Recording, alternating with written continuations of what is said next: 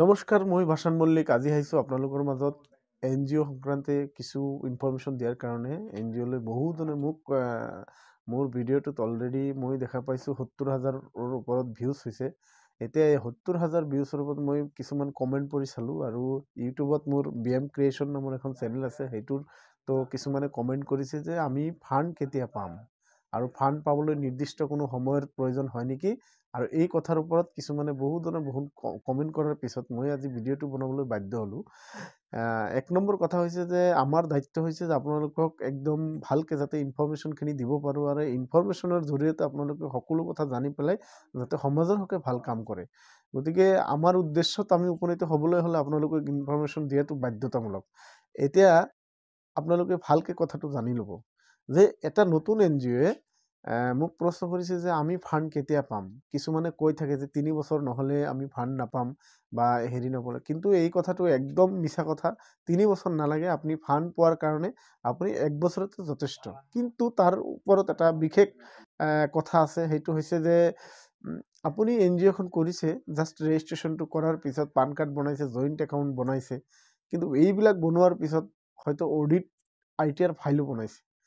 এইখিনি বনোৱাৰ পিছত যেতিয়ালৈকে আপুনি NGO দৰ্পণৰ লগত কানেক্ট নহ'ব, অৰ্থাৎ নীতি আয়োগৰ লগত কানেক্ট নহ'ব, তেতিয়ালৈকে কিন্তু আপুনি ফাণ্ড নাপায়। আৰু গভৰ্ণমেণ্টৰ যিবিলাক ইনফৰমেশ্যন আছে, এই ইনফৰমেশ্যনবিলাক পাবলৈ হ'লে কিন্তু আপুনি নীতি আয়োগৰ লগত কানেক্ট হ'ব লাগিব। এতিয়া কানেক্ট হোৱাৰ যিটো প্ৰচেছ, অৰ্থাৎ NGO দৰ্পণৰ লগত আপুনি দৰ্পণ আৰু নীতি আয়োগটো একে বস্তু। দৰ্পণৰ লগত যেতিয়া কানেকশ্যন হ'ব, অৰ্থাৎ দৰ্পণত যেতিয়া আপোনাৰ NGOটো ৰেজিষ্ট্ৰেশ্যন হ'ব, তেতিয়াহে আপুনি গভৰ্ণমেণ্ট ফাণ্ড সম্পৰ্কে জানিব। আৰু গভৰ্ণমেণ্ট ফাণ্ড সম্পৰ্কে জনাৰ পিছতো আপুনি কিন্তু তাৰ পৰা আপুনি বাছনি কৰিব পাৰিব যে নতুন NGO বিলাকৰ কাৰণে কেনেকুৱা কি স্কিম আছে।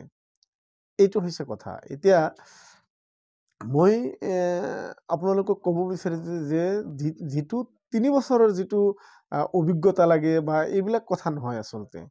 মূল কথা হৈছে যে আপোনাক ষ্টেপ বাই ষ্টেপ আমি NGO CSR fund, NGO Darpan, NGO 18G, 12A registration, FCR লৈকে কিছু কথা আপোনালোকক বুজাব চেষ্টা কৰিছোঁ।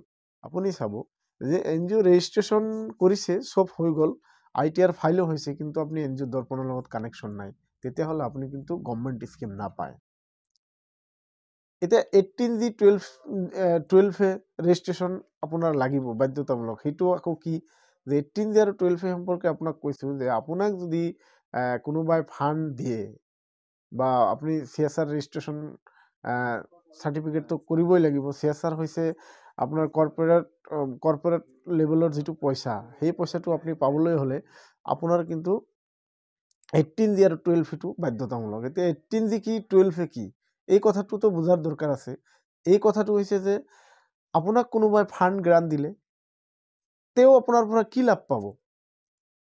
যেতিয়া আপোনাৰ 18Gটো থাকিব, তেতিয়া সেই মানুহজনে 50% ৰেহাই পাব তেওঁ টেক্সৰ পৰা।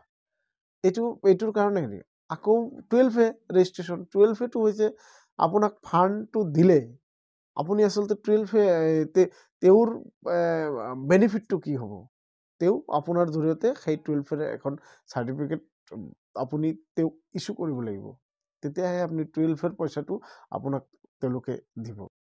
এই যে এই ইষ্টিমেটটো যে আছে, এই যে 12A কথা কোৱা হৈছে, 18Gৰ কথা কোৱা হৈছে, CSR ফাণ্ডৰ কথা কোৱা হৈছে, এই ডকুমেণ্টছবিলাক যদি আপোনাৰ নাথাকে বা আপুনি নবনায়, তেতিয়াহ'লেতো আপুনি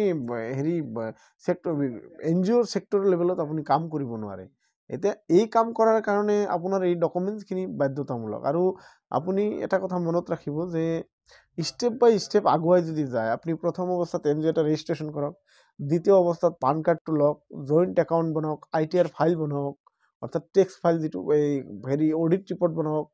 এইখিনি কৰাৰ পিছত আপুনি নেক্সট ষ্টেপত কি আহিব, আপুনি 18G ৰেজিষ্ট্ৰেশ্যন কৰক, NGO দৰ্পণৰ ৰেজিষ্ট্ৰেশ্যন কৰক, আপুনি 12A ৰেজিষ্ট্ৰেশ্যন কৰক, তাৰপিছত CSR ৰেজিষ্ট্ৰেশ্যন কৰক। এইখিনি গোটেইখিনি হোৱাৰ পিছত আপুনি যিকোনো গভৰ্ণমেণ্ট ফাণ্ডৰ কাৰণে আপুনি এলিজিবিলিটি। এতিয়া আপোনাৰ এই কামখিনি কৰাত যদি আপোনাৰ 5 বছৰ লাগি যায় বা এই কামখিনি কৰাৰ কাৰণে যদি আপুনি এবছৰতে পাৰে, তেতিয়াহ'লে আপুনি যিকোনো সময়ত গভৰ্ণমেণ্ট স্কিম পাবলৈ সক্ষম হ'ব। এতিয়া এই কামখিনি আপুনি কৰাত যদি সময় অতিবাহিত কৰে, কাম নকৰে, আপোনাৰ এইবিলাক একো ডকুমেণ্টছ যোগাৰ নকৰে, তেতিয়াহ'লেতো আপোনাৰ কোনো এক্টিভিটি ৰিপৰ্ট নাথাকে, তেতিয়াহ'লে আপুনি NGOত কিন্তু স্কিম নাপায়।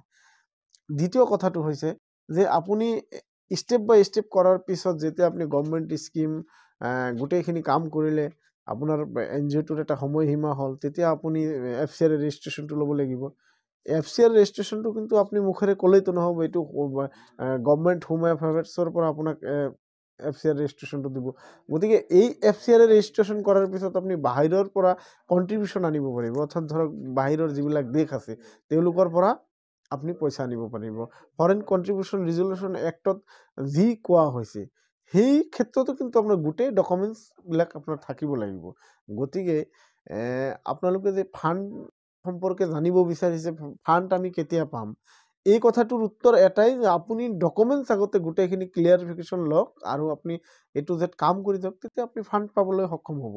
যদি আপুনি কোনো কাগজ নাথাকে, ডকুমেণ্টছ নাথাকে, আপুনি ফাণ্ড নাপাব। এতিয়া নাবাৰ্ডৰ স্কিম এখন কৰিব, নাবাৰ্ডৰ ক্ষেত্ৰত আপোনাৰ NGO লাইনত যি গাইডলাইনছ দিয়া আছে, সেই গাইডলাইনছ মতে আপুনিতো কাগজখিনি বনাব লাগিব। এতিয়া আপুনি এই কামখিনি নকৰাকৈ আপুনি কেৱল ফাণ্ডৰ পিছে পিছে দৌৰিলে কাম নহ'ব। এতিয়া CSR যিটো কোম্পানীবিলাকৰ 2% পইচা আপোনাক দিব, তেওঁলোকৰ লাভ লোকচানটো দুয়োটাই বিচাৰিব। আপোনাক কিয় পইচাটো দিব, আপোনাক কিয় এটা প্ৰজেক্ট দিব। এতিয়া 12 আৰু 18G ৰেজিষ্ট্ৰেশ্যন হ'লে যদি থাকে, তেতিয়াহে আপোনাক দিয়া সম্ভৱ হ'ব। গতিকে 12 আৰু 18G সম্পৰ্কে এটা বহলভাৱে এটা ভিডিঅ' আপোনালোকৰ মাজত মই ৰিচেণ্ট আগবঢ়াম। এইখিনিৰ পৰা বুজি ৰাখিব যে NGO এখনৰ ডকুমেণ্টছ ঠিক ৰখাটো বাধ্যতামূলক, আৰু তেতিয়াহ'লে আপোনাৰ কিন্তু NGOত পইচাৰ অভাৱ নহয়, আৰু ফাণ্ডৰো অভাৱ নহয়, আপুনি প্ৰজেক্টৰো অভাৱ নহয়। গতিকে জাষ্ট এটাই কথা কৈছোঁ যে আপুনি কাগজখিনি সঠিকভাৱে ৰেডি কৰক। ৰেডি কৰিলে কিন্তু আপুনি ফাণ্ড পোৱাৰ কাৰণে ইলিজিবল হ'বই। আৰু ইয়াত কোনো সময়সীমা ধৰা নাই, এইটো একদম মিছা কথা। আপুনি যদি আপোনাৰ মনত কেতিয়াবা প্ৰশ্ন আহিছে যে আমি NGOৰ পৰা ফাণ্ড কেতিয়া পাম, এই কথাটো ফাণ্ডটো হৈছে আপোনাৰ নিজৰ ওপৰত বেছ কৰিহে ফাণ্ডটো হ'ব। বুজি পাইছে? গতিকে এই কথাখিনিৰ ওপৰত গুৰুত্ব দি আপুনি NGOটো ভালকৈ কৰক। কিবা বুজি নাপালে আমি আছোঁ, আমি আপোনাক সদায় হেল্প কৰিম, যিকোনো ডকুমেণ্টছৰ ক্ষেত্ৰতে হওক। আপুনি বুজি নাপালে আমাৰ লগত চাৰ্টাৰ একাউণ্টেণ্ট সহকাৰে NGO অভিজ্ঞতা, পাৰফৰ্মেঞ্চ এক্টিভিটি থকা ভাল ভাল প্ৰজেক্টৰ কাম কৰা অভিজ্ঞ মানুহ আমাৰ লগত আছে। আমি সদায় চেষ্টা কৰি আছোঁ, গোটেই অসমত আমি এইখিনি বুজোৱাৰ কাৰণে চেষ্টা কৰি আছোঁ। গতিকে এই ক্ষেত্ৰত আমি আপোনালোকক কৈছোঁ যে কোনো ধৰণৰ কোনো দিগদাৰী নহয়। আপোনালোকে NGO এখন ৰেজিষ্ট্ৰেশ্যন কৰি বাই প্ৰচেছত আগুৱাই যাওক, আৰু য'ত যি ডকুমেণ্টছৰ প্ৰয়োজন হয় এটা এটাকৈ বনাই থাকক, আৰু গভৰ্ণমেণ্ট স্কিমৰ কাম কৰক, CSR ফাণ্ডৰ কাম কৰক, FCR ৰেজিষ্ট্ৰেশ্যনলৈকে যাওক। তেতিয়াহ'লে আপুনি কিন্তু এজন ভাল, আপোনাৰ জৰিয়তে কিন্তু এটা NGOতে ইচ্ছা কৰিলে কিন্তু 1 লাখ মানুহক কৰ্মসংস্থাপন দিব পাৰে। এই কথাটো শুনিলেও আচৰিত নহ'ব। 1 লাখ মানুহক গোটেই বিশ্বজুৰি এটা NGOয়ে কাম কৰিব, এটা সংস্থাই কাম কৰিব পাৰে। কিন্তু জাষ্ট আমি মানে ৰেজিষ্ট্ৰেশ্যন, পান কাৰ্ড, জইণ্ট একাউণ্টলৈকে থামি যাব, আৰু বাকীখিনি প্ৰচেছত আমি আগবাঢ়ি নাযাওঁ। এনেকুৱা কৰিলে কিন্তু নহ'ব। আপুনি NGO কৰিব লাগিব, কাম কৰিব লাগিব, এটা এটা ষ্টেপত আগুৱাই যাব লাগিব, আৰু আপুনি এই স্কিম ল'ব লাগিব। এইখিনিয়ে কৈয়ে আজিৰ ভিডিঅ'টো সমাপ্ত কৰোঁ। মোৰ যি ইউটিউব চেনেল BM ক্ৰিয়েশ্যন, পাৰিলে আপোনালোকে ছাবস্ক্ৰাইব কৰিব মোৰ এই ভিডিঅ'বিলাক পাবৰ কাৰণে। মোৰ NGO লৈ এই পৰ্যন্ত 50টামান ভিডিঅ' দিয়া হ'ল।